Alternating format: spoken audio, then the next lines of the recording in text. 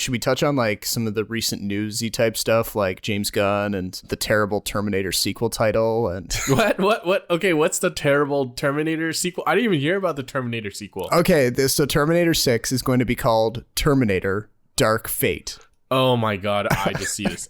Tim Miller's directing this? Yeah, I think so. I mean, Linda Hamilton's back, obviously, which is great, and Arnie's back, so there's no trouble there. And apparently James Cameron has been a lot more involved than he ever has been. Well, Mackenzie Davis is in it too, so you like her. Yeah, I like her. So, I mean, there's things to like, but the title is just terrible. Dark Fate. Like, come on. It's almost as bad as Terminator Genisys. No, Genisys is worse. Genisys isn't even a word. Like, at least Dark Fate means something. It does, but it sounds like something the Asylum would slap together. Like, somehow they got the license to make Terminator movies after Arnold Schwarzenegger dies, and they're like just churning things out. It sounds like a video game title, actually. Yeah, actually, it does sound like a video game title. 200 million budget? Oh, yeah. Holy cow. Oh, yeah. Junkie XL's doing the music, though. That's cool. Yeah, I mean, they did the score for Mad Max Fury Road. So the thing is, like, there's a lot of great components in this whole concept. And, I think the studio is really, like, hoping for a critical acclaim turnaround for this one, but you'd think they would try to market it a little bit better. Well, it's only just started, right? So I know, but like the first step is a good title. Just call it like Terminator. No, they already did Terminator 3. Could just call it Terminator 6. No, that's really boring though. Terminator 6. Like the timelines are so jumbled up. I don't think you can do the numbers thing. Oh, maybe that's the idea. Yeah. I don't know. But I mean, it's hard to top Terminator 2 Judgment Day. Like exactly, yeah. But I do like the idea of the subtitle, but Dark Fate is just really hilarious. It sounds like a Final Fantasy video game. Final Fantasy Dark Fate. Yeah. Terminator 17 Crisis of the Souls or something. No, that's too cool for them. It's like Terminator 21, The Magic Underneath. Terminator 40 Electric Boogaloo. Yeah, exactly. Something like that. Terminator 74 Ultimate Merger. Yeah. All right, we should get on with the intro now. Yeah, okay.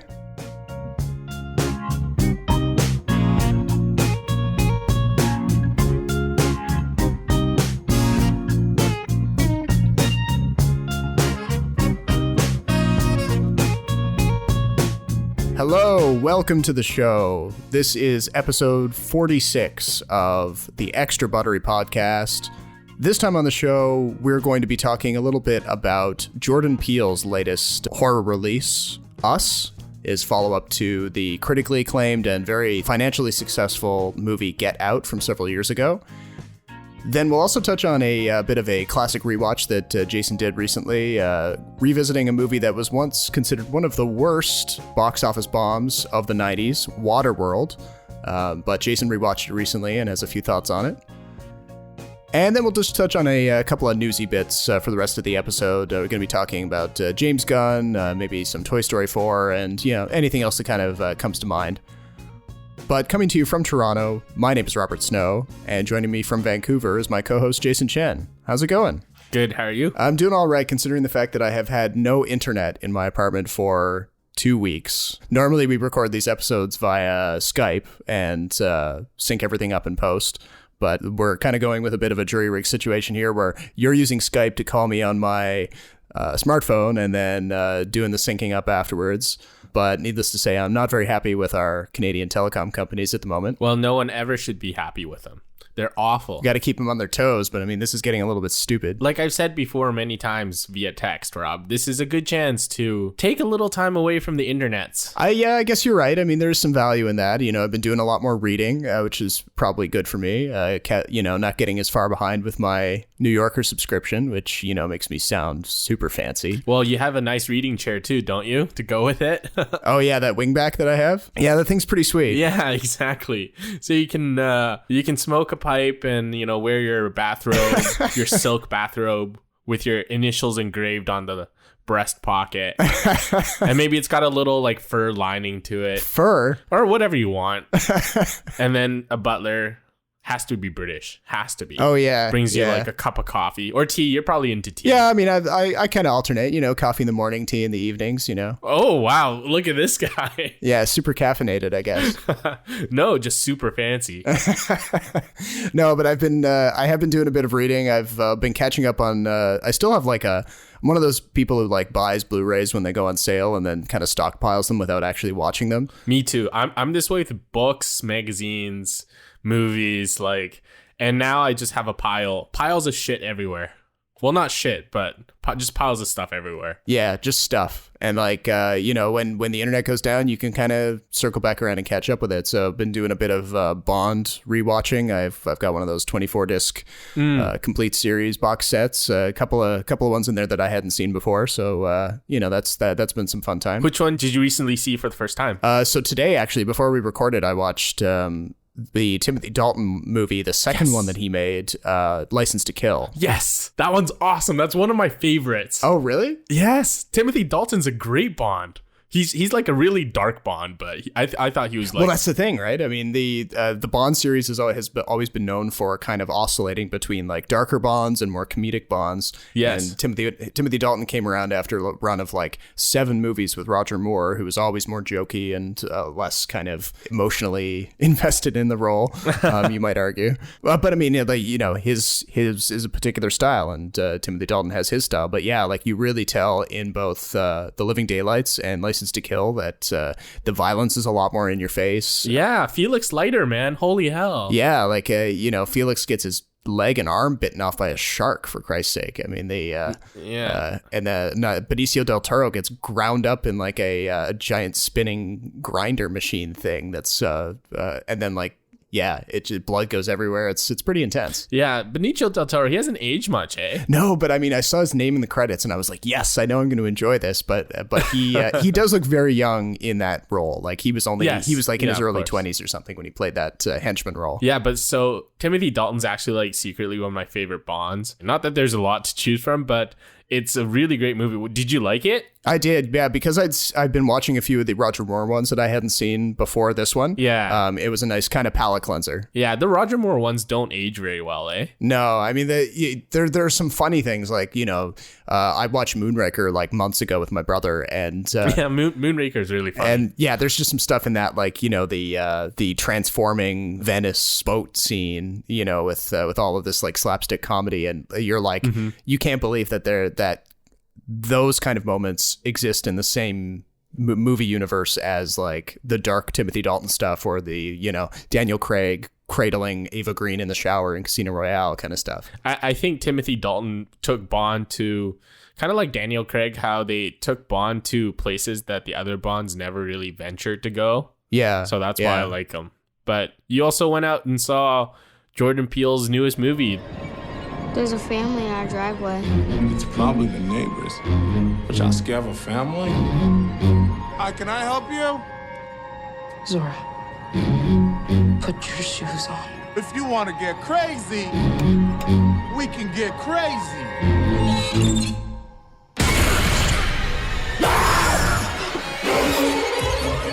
That's smashing box office records right now, by the way, I think.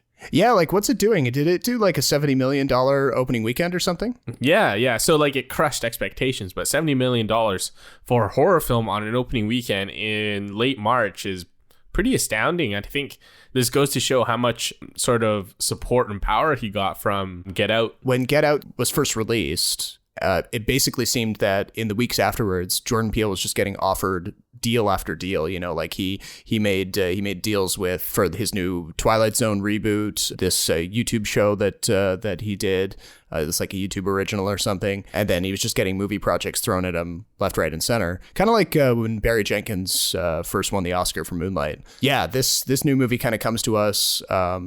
Some people were wondering whether Jordan Peele would do another movie in the exact same kind of thematic vein as Get Out, in the sense that it would be another movie all about racism in America. But this movie is very much not that. Like, how much do you know about the plot?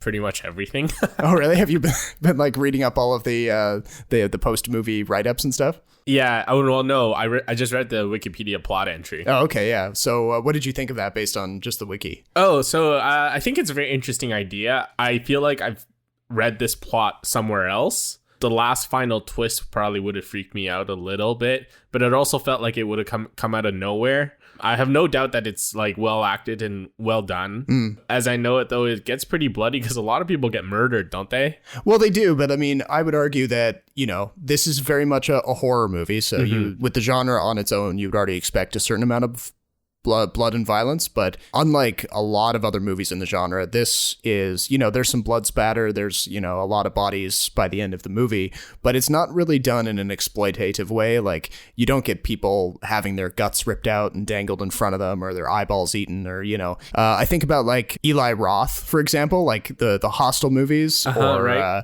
Us doesn't have any of that kind of stuff. It's a lot more tasteful.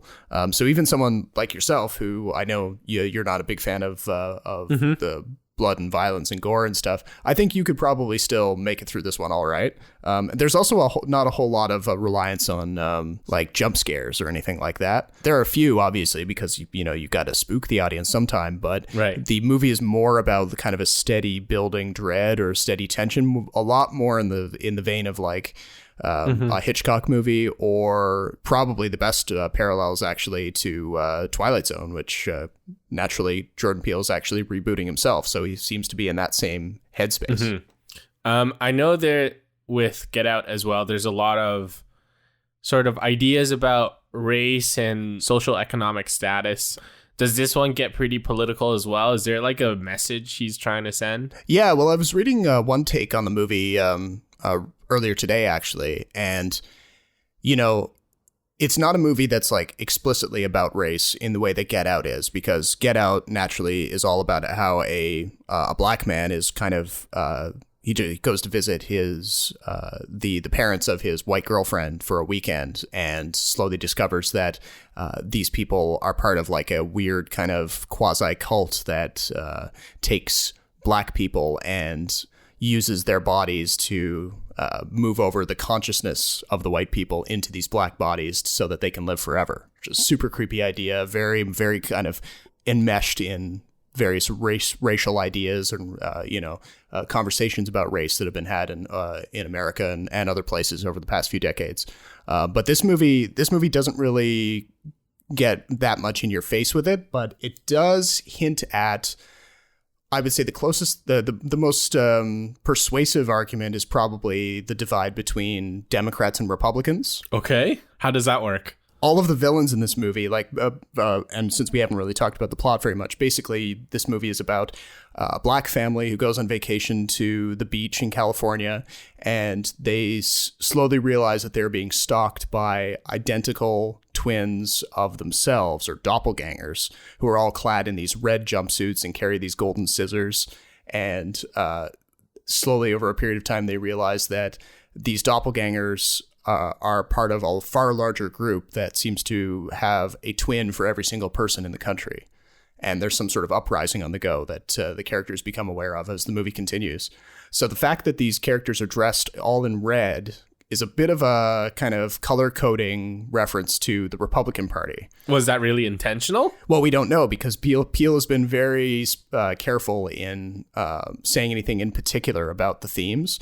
But the fact that this is kind of getting a little bit close to spoilery territory, but the fact that all of these doppelgangers have kind of risen up from underground to take over the country because they feel wronged by the people who live on the surface is a bit of a reference, but not an explicit one, to how like the Republicans who, you know, contributed to Donald Trump winning the presidential race in 2016, how they felt wronged by what they perceived to be like the globalist agenda, or, you know, the world at large. And they felt the need to kind of make their voices heard in a really obvious way.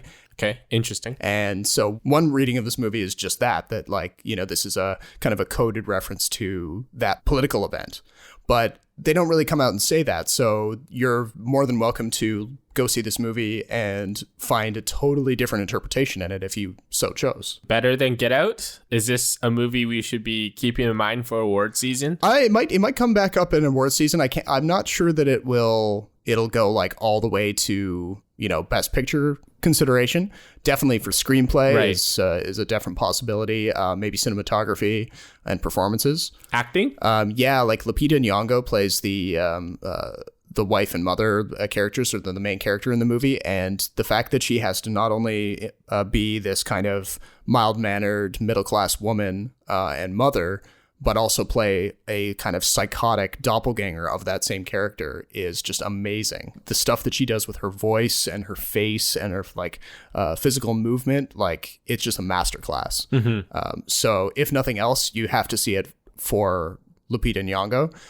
But there's also so many great supporting characters in it as well. Like Winston Duke plays her husband, who's this kind of goofy dad character.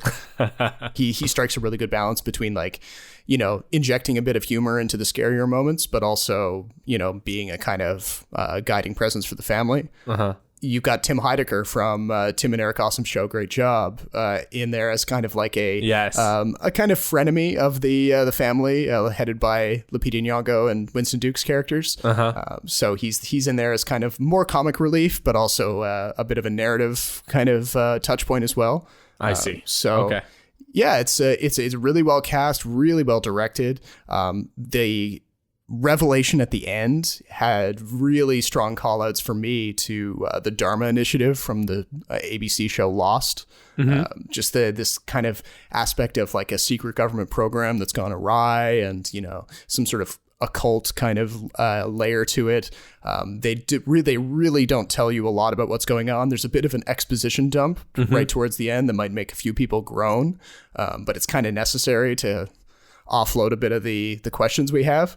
But other than that, you know, like I would say solid 4 out of 5. Ooh, nice. So we'll look forward to your review on Kinetoscope. Oh, now when you get internet connection. As soon as I get internet, I'll definitely post something. Yeah. So while you were going to the movies and watching Jordan Peele's newest movie, I went back in the past. So recently, Waterworld. The future. The polar ice caps have melted, and the Earth lies beneath a watery grave. Those who survived have adapted to a new world. What did you see out there in your 15 lunars? Such as? An end? An end to all this water? You're asking the wrong person. It's one of those movies that has, I think, at least a couple or maybe 3 different cuts. And the one they just recently released is called the Ulysses cut. And what this is the original theatrical version plus an added 40 minutes for its TV run. Right. But it's the European version. So all the, I guess, naughty bits, like bits of dialogue and certain things that were censored in the original TV cut were put back in. So you have this like added extra 40 minutes with everything thrown back in. And that's the one I watched. And I'm have you ever seen Waterworld, Rob? I have not, no. The only thing I know about Waterworld is that, you know, it came out in 95. At the time, I remember a lot of like late night hosts and other people cracking jokes about how it was this, you know, post-apocalyptic, yes, you know, futuristic sci-fi that cost at the time was the most expensive movie ever made. And it didn't like it barely made back its budget plus a little bit extra, but was still considered like a pretty big flop. And but then I was reading that apparently it's become profitable technically with you know, a lot of love from DVD sales and you know, maybe this fan edit too. Like it's kind of become, would you say it's become like a cult movie in a way? Yeah, 100%. Kind of like The Room. It's a bit of a cult movie. It's well known for the bad reasons, I would argue, but you need bad films like these as sort of as the masterclass to not do what they did. Right. Does it have like super quotable scenes like The Room does? Yes, it does. So Dennis Hopper is the main villain, and he plays a guy named Deacon who has one eye, and he's sort of this caricature villain. One thing this movie is not known for is its script. So you have characters spouting off the most cartoony, most sort of cartoon villain lines. Like, you will feel my wrath or something. It's worse than that. Okay. Here, at one point, I think Deacon is saying this to Kevin Costner's character, who doesn't have a name, by the way. He's just known as the Mariner in the movie. Okay. So at one point, he pisses off Deacon, and Deacon, in a fit of rage, he just goes, "You're like a total freaking retard." What? Okay. So it's an insult that would have been okay and meant probably something else in the 90s, but totally different, something else today. Yeah, of course. The director is Kevin Reynolds, and I don't know if we've talked about this, but do you remember the most recent Count of Monte Cristo movie with Jim Caviezel? I do, yeah. Actually, I remember being... That's him. So he directed that adaptation of Count of Monte Cristo? Yes. Oh, okay, yeah. I mean, like...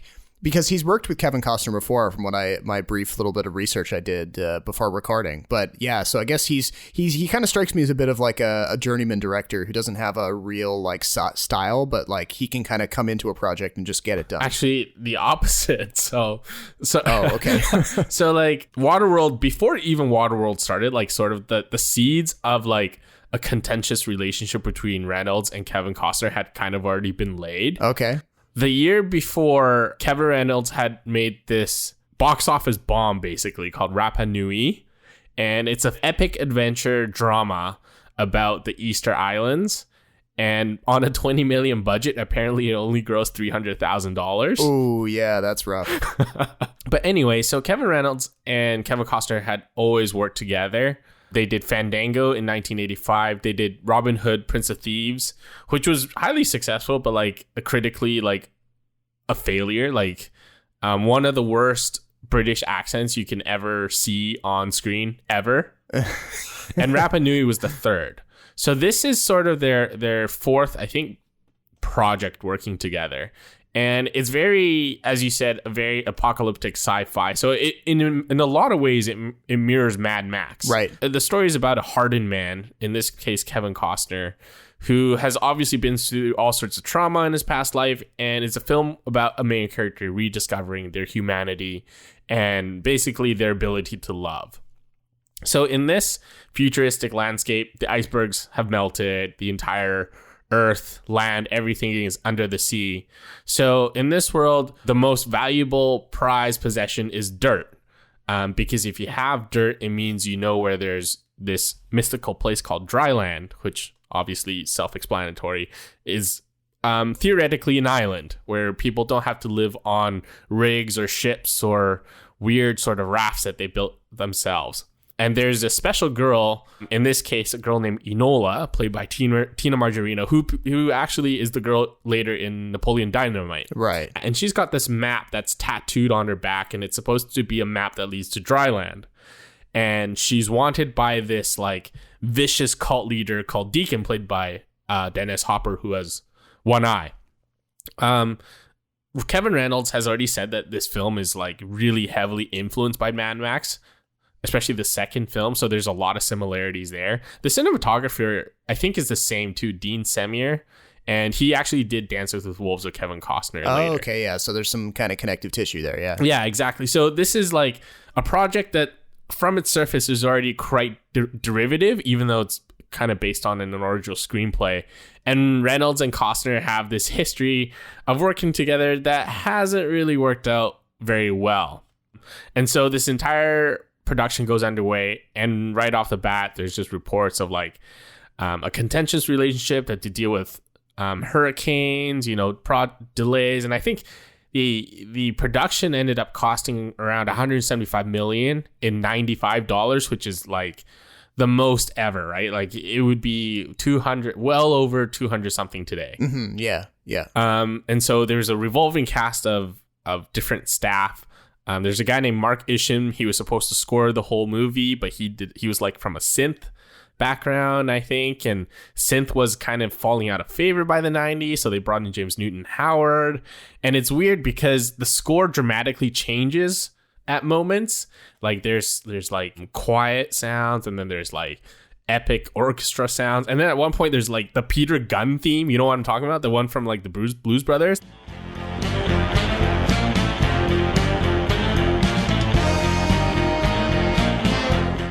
That plays. Really? Yeah. And you're just like, how does this all fit together? Yeah. And so you're kind of sitting there going like, I feel like I'm watching a film directed by 3-4 different people. Oh, yeah. Yeah. The story goes that Reynolds just finally had enough, walked off the set.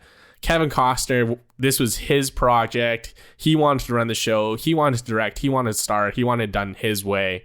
And so by the end of it, even though Reynolds got director's credit, this is very much Kevin Costner's film, and this film like effectively sank his career for a long time. As far as the film itself, I watched this when I was a kid, so I don't remember much, but I do remember it being kind of entertaining because the stunts and the cinematography were legitimately good.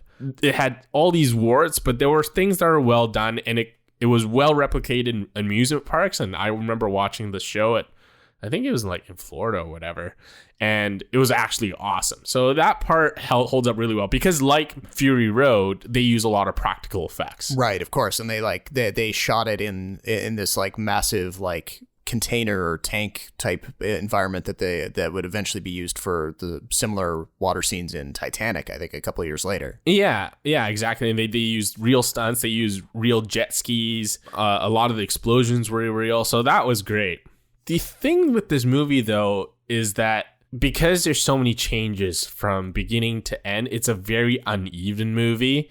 At one point, you're kind of getting like a drama, and then you're getting an action film, and then you're getting like an epic adventure drama where there's like a legit 20 or 30 minute sequence where they're just lying down on a boat doing just boat things, like catching fish and like talking about life and just hanging out on nets and stuff. And It's just kind of weird. So you kind of wish it got going. But overall, the film, if this is what the best product of what it could be, it's still not very impressive. Even with all the extra stuff added in, even though it was edited the way to maximize the movie's potential, I guess, it's still a very meh movie. There's no reason it should have been a success. Right. So when the this Ulysses cut, like, it's a fan edit. So how did the fans get their hands on all the footage they needed to kind of create this definitive version? So the fan edit is basically, from what I understand, parts of the TV version spliced in with the theatrical version. That's the fan edit. Oh, okay. Yeah, and it's just called the Ulysses cut because there's a scene at the end where the main female lead, Jean Triplehorn, who was a huge thing back in the 90s, she gives the Kevin Costner's character a name, and it's Ulysses. Yeah, the Roman version of Odysseus. Never mind how she would know that, by the way. And never mind how, like, Dennis Hopper manages to chain smoke when there's, like, no land to plant tobacco fields. So there's a lot of, like, plot holes in that way, but there's a lot of, like, really good stuff in there. The costumes are weird in the sense that they're all wearing leather, even though there's like no land animals whatsoever. And for whatever reason, they all want to be like covered in rags, even though like it's wet and it's super hot. And so there are a lot of things wrong with it. But at the same time, it deserves a lot of credit for the things it does manage to do as well. Right. Well, the practical effects is definitely something that I always love. You know, the kind of the lengths that some of these filmmakers were willing to go to. Yeah. So Reynolds and Kevin Costner's career basically went downhill. Costner kind of revived it a little bit, partly because he does have some acting ability. Yeah, and well, but he was like, he had a dark period for a while where like he really only started to kind of come back when they cast him as Pa Kent in the DCEU movies. A little bit. I think he took some time off too. I'm not exactly sure. I was never a big fan. Like, I didn't think Dances with Wolves was very good. And remember, also, right before Waterworld, I believe was Wyatt Earp.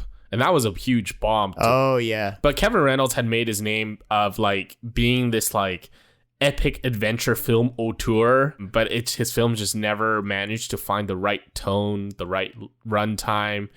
And if you look at his films, they're all okay. There's obviously very flawed films, but I think the filmography kind of speaks for itself. After a while, once you get that many chances and you kind of don't hit it out of the park, people just stop hiring you. That's a pretty good segue into another little thing we were going to touch on in this episode, the rehiring of James Gunn. Yes. Because I don't know, were you surprised by Disney's decision? Because I feel like at the time that James Gunn was initially fired from Guardians of the Galaxy 3, it kind of felt like a pretty like final decision from Disney. Like, you know, not many studios kind of circle back around and rehire a director after a scandal like that. I can't remember what I said, but I am a little surprised. Although like not a lot of things surprise me. The reason this surprises me though is that it surprises me Disney felt they really couldn't find a director who could or maybe was willing to take over for James Gunn. I think in the pursuit of all things money and profit, Disney felt that bringing back James Gunn was their best play, so they did it, regardless of what he did in the past.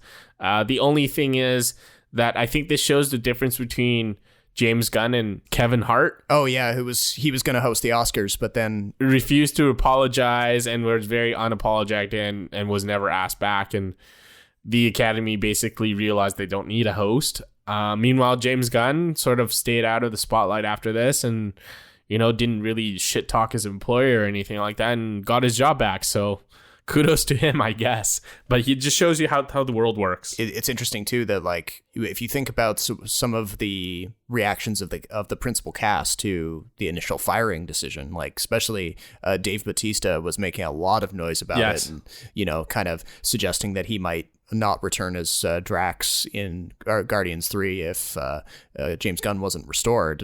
You know, that would have been made for a kind of an awkward set if Disney had brought in somebody that, you know, maybe felt too corporate or, you know, felt like he was being shepherded around by Disney brass or something. And then, you know, might have caused a kind of lackluster sequel if the cast weren't on board. My question would be, how important is James Gunn to Guardians of the Galaxy? Well, is he really irreplaceable? I guess at this point you have to say yes. Well, yeah. I mean, I would say that a lot of the style of Guardians is kind of bound up in Gunn's sense of humor, his like current sense of humor, obviously, because the reason that Disney initially fired him was the kind of revelation of all of this horribly tasteless jokes that he had tweeted out like 10 or 15 years ago.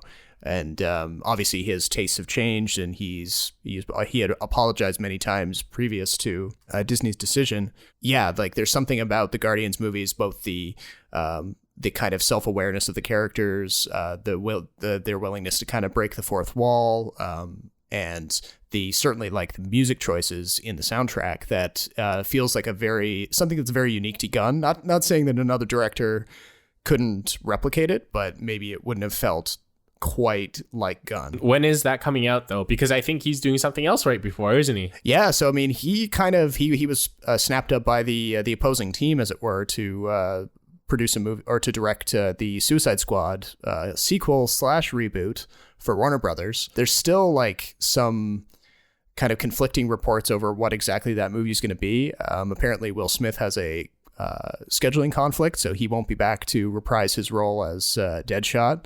Good. Yeah. I mean, not that Will Smith was like a huge presence in the original Suicide Squad, but he's also not a very good Deadshot. So some of the other actors in that cast were like certainly Margot Robbie as Harley Quinn were definitely putting a lot more into their characterization, and Will Smith was kind of just like, hey, I'm really good at shooting stuff, you know. But anyway, that like Suicide Squad has like innumerable problems beyond just Will Smith's kind of paycheck performance. So the fact that like they were going to bring in someone like James Gunn to do it kind of sounded like a promising development, even without Will Smith. There was some talk of him like dusting off some really like C and D list villains to kind of be the fill out the movie a little bit, like people like Polka Dot Man and stuff like that, like just really weird comic booky villains that nobody would think of to kind of be in cameo roles in the movie. So that already sounded kind of fun. There's still some disagreement over whether we're getting like a top to bottom reboot with this movie or whether this will technically follow the events of the first one. See, I still don't understand why this is a debate. Like, why tether yourself to a failing franchise? I don't know. I mean, you could make the argument that like the first two Thor movies were kind of boring, but then Thor Ragnarok just kind of blew things up and kind of showed that you don't necessarily need to follow the first two. Exactly. So, or it doesn't even need to follow anything in the Batman v Superman universe. No, yeah, because I mean, one of the things about that kind of universe of movies is that they're inherently a lot less connected and a lot less kind of cohesive than the equivalent stuff that Marvel's putting out. So, yeah, there's more room to kind of like trip up and make mistakes and kind of circle back around and do things again. Although early word on Shazam is that it's very good. Oh yeah, because I saw that one of my new favorite critics, David Ehrlich from IndieWire, he's kind of rated it like one of the best superhero movies of the past memory, essentially, which means a lot coming from him because he usually has a pretty dim view of superheroes. Mm-hmm. So if he likes it, I'm kind of curious to see for myself. Yeah, DCEU, this is their comeback. So between this and Aquaman and Shazam now, they've got a little something going. Yeah. We'll see what Suicide ends up being. We'll see what Birds of Prey ends up being. And the Joker movie. Can't forget about that. Oh yeah, and the Joker movie. Although that's not at all like a Batman universe thing though, is it? Like, because I think they made a point of not mentioning Batman, right, for that film? Yeah, it's not like they've cast somebody to be Batman. Like, they might mention him in the script, but they won't actually show him, theoretically. So now that MCU is kind of entering a phase where post-Infinity War, it'll be interesting to see what happens. I feel like a lot of the major plot points have already been gone over, so we'll see. Maybe DCEU can, even the playing field a little bit here now. Yeah, exactly. And it's funny that they ended up finally kind of realizing the crucial element that a lot of the Marvel movies have long had, that the DC movies sorely lacked, and that was comedy. Humor. Yep. Not to say that the Zack Snyder movies were completely devoid of jokes, because they definitely had lighthearted moments here and there, but the overwhelming kind of tone of those movies was a lot more dour and depressing. And when you watch something like Aquaman, by comparison, it's poppy and colorful and joking every couple of minutes. So, and people responded to that. That's what they want from comic book adaptations. Unless you're doing like a one-off, like maybe the Joaquin Phoenix Joker one, where you kind of say right from the beginning, all right, this is a departure. This is not part of the broader kind of universe. And you kind of make that clear. That's when you can go a little bit darker. Or like, well, the movie that I'm going to be banging the drum pretty hard for in the next couple of weeks, Hellboy. Right. Are you nervously excited? No, I'm super excited. You're super excited. Okay. Interesting. Oh, yeah. Because the new trailer was so much better than the first one. And it was I'm cautiously optimistic. It was a red band trailer, so he got to curse in it, which yes, meant like, they're embracing the R rating in this. Not to say that Guillermo del Toro's adaptations were worse because they weren't rated R. I mean, it's not a requirement.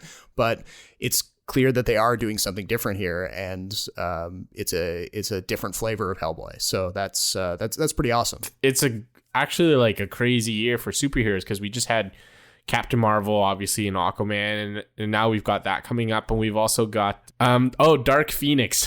Oh, yeah, I keep forgetting that's coming out. Honestly, like the trailers make it look interesting. We'll see if it actually is. Who even directed that? I have no idea. That's a good question. It wasn't Bryan Singer, was it? No, of course not. I couldn't remember like if he got kicked. Oh, it's that guy who used to be a writer, Simon Kinberg. Oh, right. Okay. Yeah, that's not a good. Oh, right. But is that like a directorial debut for him? Yes. Okay.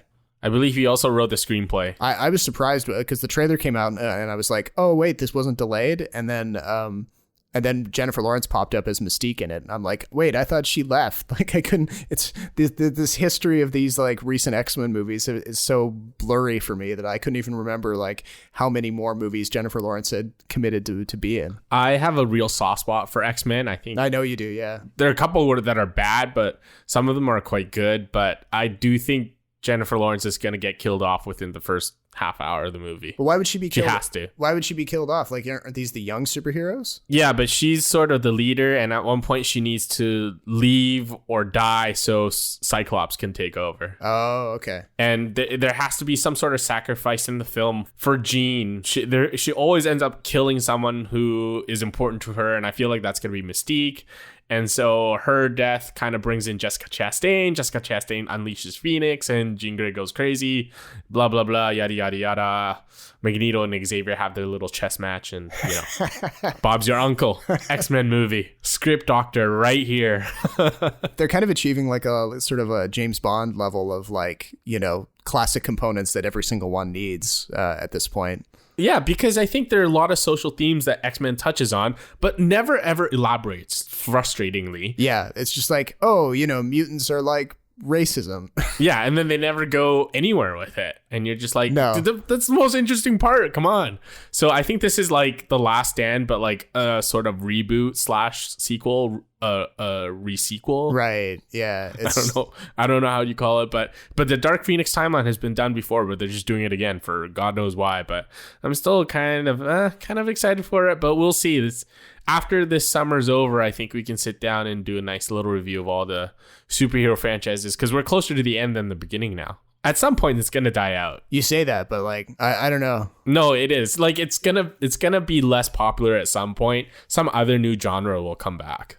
There's always cycles with these. It's weird. Yeah. Well, I'm kind of rooting for like the high concept sci-fi to come back in a big way. I mean, it feels like it's sort of teasing to come back. Like, you've got stuff. Yeah, AI's like a big thing. You've got stuff like what's this new one with Brad Pitt and Tommy Lee Jones? Ad Astra is coming out, which I'm kind of curious about. Then there's the Claire Denis film High Life with Robert Pattinson and Juliette Binoche that I'm also super excited for. And then I think Natalie Portman is doing that movie called Lucy in the Sky. That's kind of like it seems like it's like a 1970s, 1980s set period piece, but there's kind of like a sort of like a Space Odyssey kind of flavor to the trailer, which I found really interesting. And she's doing this really thick like Southern accent in it, so it feels like there's a solid handful of really cool sci-fi projects that are right on the horizon, and I'm kind of excited for that. Did you ever watch Vox Lux? No, but I heard really good things about it. Oh, okay.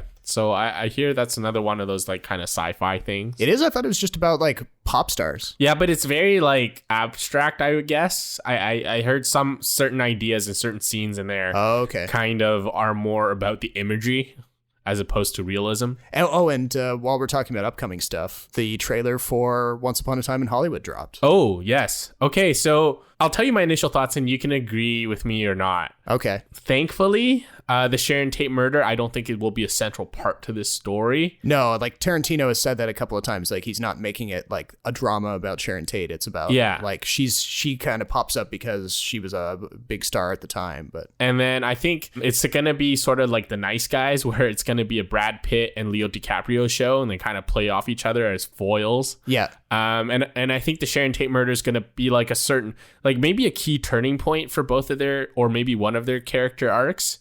And there's going to be some sort of broader Hollywood conspiracy that Tarantino is going to be sort of pointing his fingers toward. So I imagine it'll be a bit like Inherent Vice in that sense. What'd you make of it? I really liked it. Like, there was a callback to some of Tarantino's earlier work in it that I really appreciated. Like, he's been doing a lot of like the Hateful Eight and Django Unchained, like Western stuff. But I feel like the movies by him that I like the most are stuff like Pulp Fiction and Kill Bill that are, there's something about that kind of Southern California background to his earlier movies that I like a lot more than his Westerns. Yes. And this is definitely like going full bore in the Southern California sun-drenched kind of criminal underbelly of California type stuff that he does so well with. And so for that reason, like, it's kind of a return to form from my opinion. How violent do you think it is? I don't know. I mean, they can't, because it's not a Western. I don't think he can get away with like a really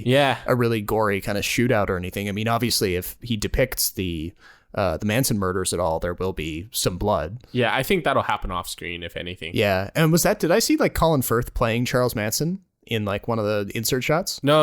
It's not Colin Firth. It's Damon Herriman. Who? Damon Herriman. I've never heard of that before. I swore it was Colin Firth. No, but if you look at him, he does look like a young Colin Firth. Oh, okay. Yeah, but he was in Mindhunter. Oh.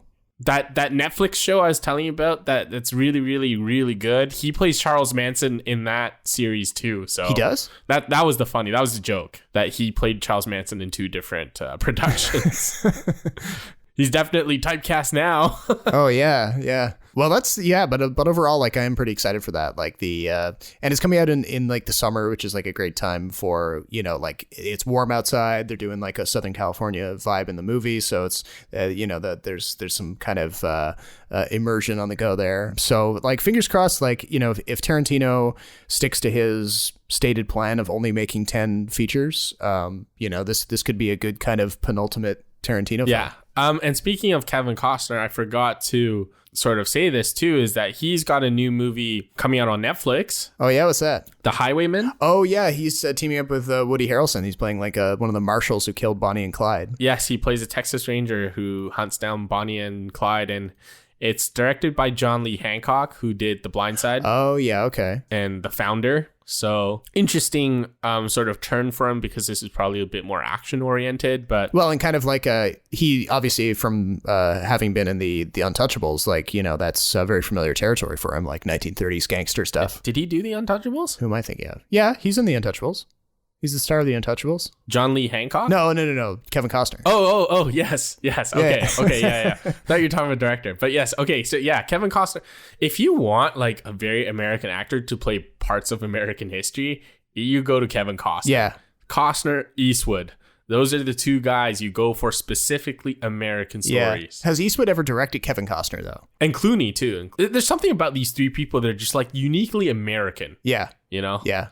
Maybe it's the fact that none of them can do accents, but they got that Midwest look, that farmer's look. Yeah. Oh, totally. Yeah, they got that nailed. Well, Eastwood's more Californian, but yeah, it's totally like America kind of stuff. So yeah, the square jaw America, If Eastwood ever gets if he doesn't decide to do any more roles after The Mule, if he decides not to act after The Mule, he can always get Kevin Costner to be in his next movie. Yeah, exactly. Double down on the Americana. Exactly. Well, I think that about does it for this episode. Head on over to kinetoscope.ca. We'll have some new reviews up there shortly. Triple Frontier, the new Netflix actioner. Do a review of Us if I get my internet back. Hint, hint, nudge, nudge, bell.